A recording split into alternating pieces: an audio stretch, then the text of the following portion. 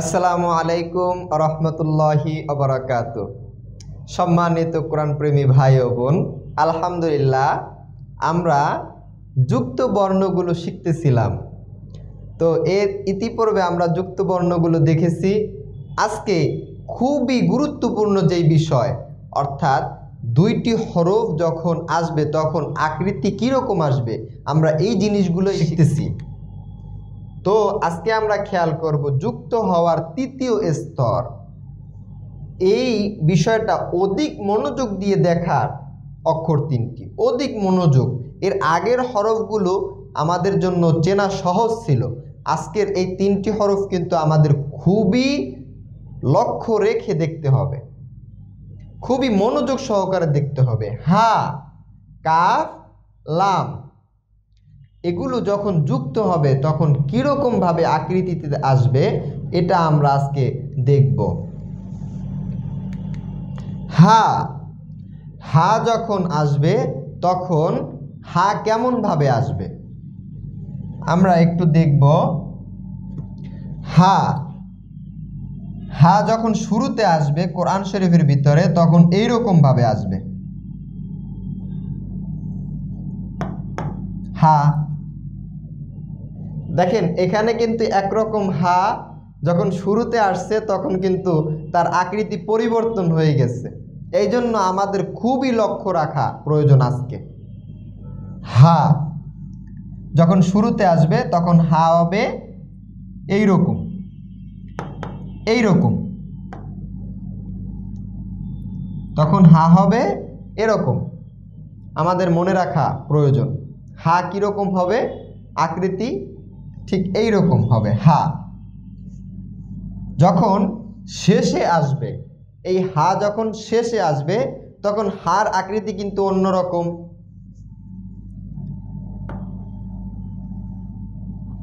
আল্লাহু,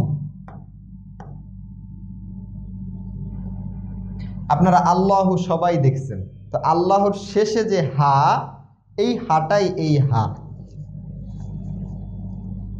অর্থাৎ আমরা তিনটা আকৃতি দেখি। প্রথম, শুরুতে আসলে হা এরকম আসবে, শেষে আসলে হা এরকম আসবে, এবং মাঝে আসলে হা এরকম আসবে, এবং শেষে আসলে হা হবে এইরকম, হা এরকম আসবে। তো আমরা তিনটা আকৃতি মনে রাখবো। আজকের ক্লাসটা খুব মনোযোগ সহকারে দেখতে হবে আপনার, কারণ এই তিনটা আকৃতি যদি আপনি মনে না রাখতে পারেন তাহলে আপনি কোরআন শরীফের ভিতরে হা কিভাবে চিনবেন। এই জন্য খুব মনোযোগ সহকারে দেখতে হবে। হা, হা মাঝে আসলে এরকম, শেষে আসলে এরকম। তাহলে আমরা দেখি চিনতে পারি কিনা। হা শুরুতে যখন আসছে ঠিক এই রকম, হা সাথে আরেকটা হরফ যুক্ত হয়েছে, সেটা কি তা। হা তা যুক্ত, দেখেন এখানে কিন্তু যুক্ত। নুন হা, নুন আর হা যুক্ত হয়েছে, নুন আর হা যুক্ত হয়েছে, অর্থাৎ হা শেষে আসছে। হা আমরা এই আকৃতি এখানে পাই। নুন হা নুন, নুন হা নুন, মাঝখানে যে আকৃতি হা, এই হা এই হা ঠিক একই, হা মাঝখানে আসে এই রকম। দেখেন একটু খেয়াল করে, ঠিক এই রকম ভাবে আসবে হা। তো আমরা হা, একটা হার আকৃতি পাই তিন রকম। এই তিন রকম হার আকৃতি আমাদের মনে রাখা খুবই প্রয়োজন, খুবই প্রয়োজন। আমরা আরো একবার লক্ষ্য করব। হা শুরুতে আসলে এরকম আসবে, মাঝে আসলে এরকম আসবে, শেষে আসলে এরকম আসবে। যখন শুরুতে আসবে হা বা ধরেন, যখন মাঝে আসবে এই হার মাঝখানে এরকম আসার পরে শেষে আবার এরকম আসবে। দেখেন তিনটা হা একসাথে নিয়ে আসছি, তিনটা হা একসাথে নিয়ে আসছে। শুরুতে হা আসবে এরকম যুক্ত বর্ণে, মাঝে হা আসবে ঠিক এইরকম যুক্ত বর্ণে, এবং শেষে হা আসবে ঠিক এইরকম যুক্ত বর্ণে। তা আলহামদুলিল্লাহ আমরা অবশ্যই এই চিহ্নগুলো মনে রাখতে পারবো।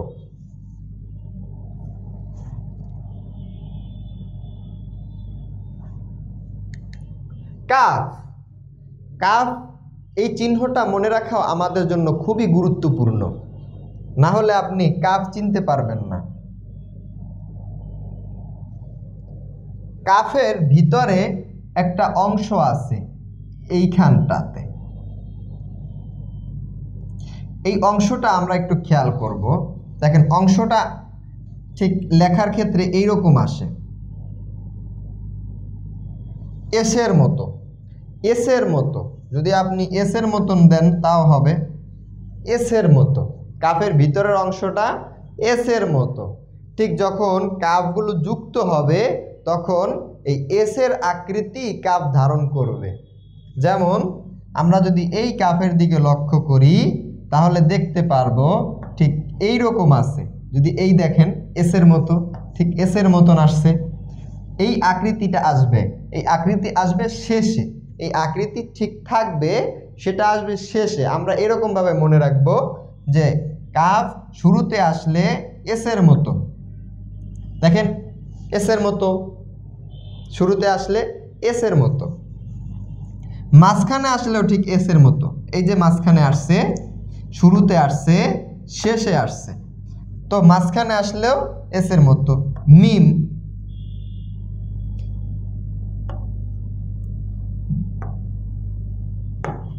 এসের মতন এরকম আসছে। তো কাফের এই মাঝের অংশ দিয়েই শুরুর অংশ এবং মাঝের অংশ লেখা হয়, এটা আমাদের মনে রাখতে হবে। কাফ, কাফের শুরুর অংশ এসের মতো কাফ, মাঝের অংশ এসের মতো কাফ, এবং শেষের অংশ আকৃতি একই থাকবে। কাফ নুন, মিম কাফ নুন, নুন কাফ। তাহলে আমাদের কাফও খুব গুরুত্ব সহকারে দেখতে হবে যে কাফ শুরুতে আসলে কীরকম আসবে, মাঝে আসলে কীরকম আসবে এবং শেষের অংশে আসলে কীরকম আসবে। তো আমরা এখানেও আকৃতি কীরকম পাই, এসের মতো পাই। কাফ, এই আকৃতি আপনাকে মনে রাখতে হবে। কাফ শুরুতে আসলে এরকম আসবে, মাঝখানে আসলে এরকম আসবে এবং শেষে আসলে এরকম আসবে। তারপর যদি আমরা জবর, জের, পেশ যদি ব্যবহার করি তাহলে আমরা মিলিয়ে পড়তে পারবো, কারণ আমরা হরফগুলো চিনতে পারতেছি। আজকের এই যুক্ত বর্ণর ক্লাসটা আপনাদের জন্য খুবই গুরুত্বপূর্ণ, খুবই গুরুত্বপূর্ণ। এই জন্য খুব মনোযোগ সহকারে দেখতে হবে।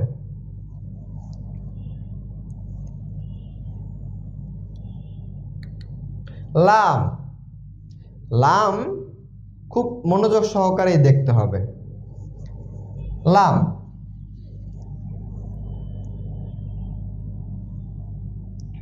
লাম যখন শুরুতে আসবে, দেখেন এখানে খেয়াল করার বিষয় হলো লাম আর আলিফ। লাম আলিফ অনেকেই ভুল করে থাকেন। অনেকে লাম আলিফ উচ্চারণ করেন, আবার আলিফকে লাম উচ্চারণ করেন। আজকে আমরা এই বিষয়টা লক্ষ্য করলেই আজকে থেকেই আপনি এই বিষয়টা বুঝতে পারবেন। দেখেন যদি শুরুতে এরকম একটা দাগ থাকে, আমরা আরও একটা দাগ দিলাম এবং আমরা আরও একটা দাগ দিলাম।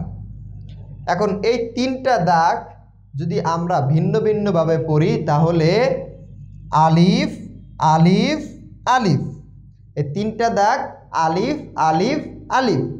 এখন যদি আমরা এই তিনটাকে যুক্ত করতে যাই তাহলেই আমরা পরিবর্তনটা দেখতে পারবো, পার্থক্যটা দেখতে পারবো আলিফ এবং লামের ভিতরে।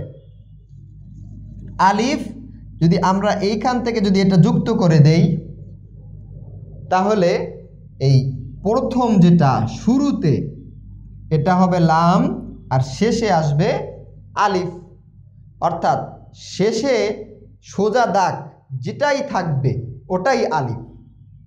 শেষে সোজা দাগ যেটাই থাকবে ওটাই আলিফ, কারণ আলিফ শুরুতে আসে না, মাঝেও আসে না।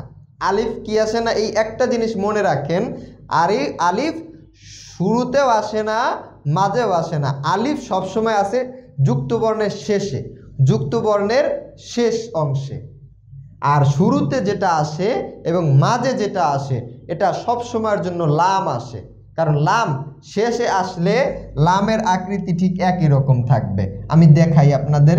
প্রথম লাম, শেষের অংশে আলিফ, কারণ এইখানে যুক্ত হয়েছে, এই পর্যন্ত আমাদের যুক্ত হয়েছে। তাহলে প্রথম অংশ কি হলো? লাম।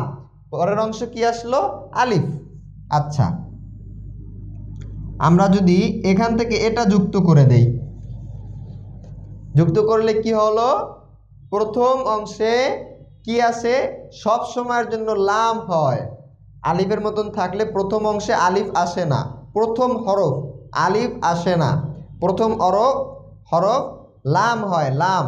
এবং মাঝের হরফ লাম, এবং শেষের হরফ, এই যে শেষের হরফটা এখন কি আছে? আলিফ অবস্থায় আছে।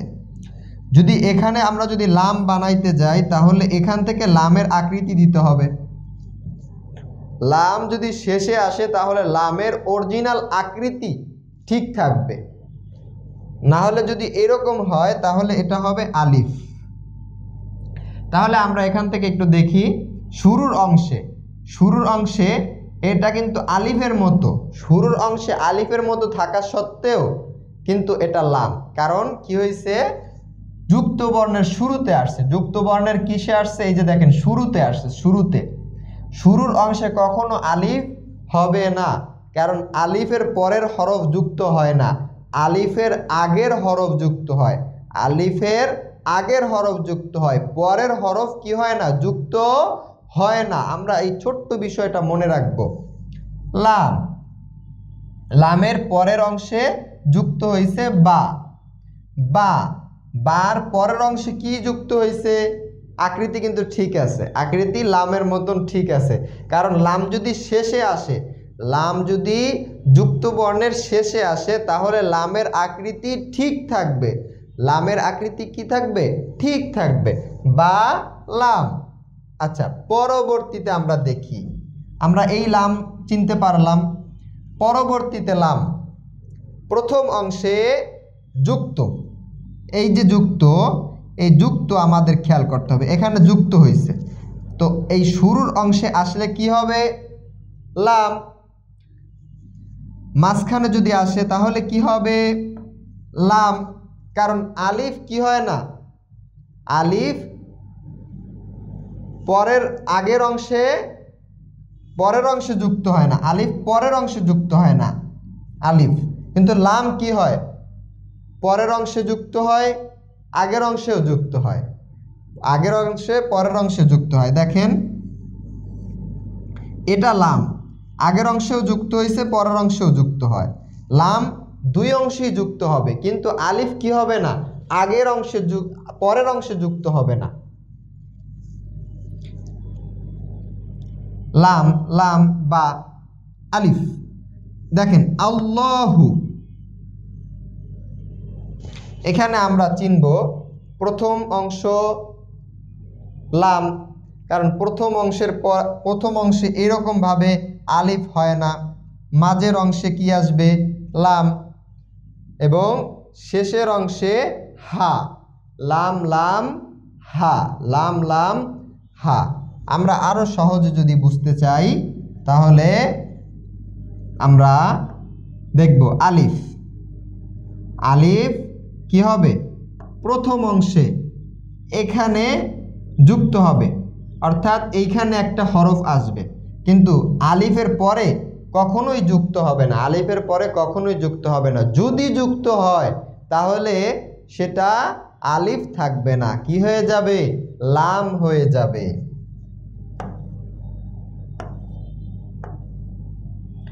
যুক্ত, যুক্ত, লাম, লাম, আলিফ, শেষের অংশে আলিফ, অর্থাৎ আলিফের এই পাশে যুক্ত হবে না, আলিফের সামনে যুক্ত হবে, আলিফের পরে যুক্ত হবে না। আলিফের পরে যুক্ত হলে সেই অংশটা হয়ে যায় লাম, কারণ এখানে দেখেন যুক্ত হয়েছে, এইখানে যুক্ত হওয়াতে এই হরফটা কি হয়ে গেছে? লাম হয়ে গেছে। লামের আগেও যুক্ত হবে, পরেও যুক্ত হবে। তো আমরা আলিফ এবং লামের ভিতরে পার্থক্য খেয়াল করলাম।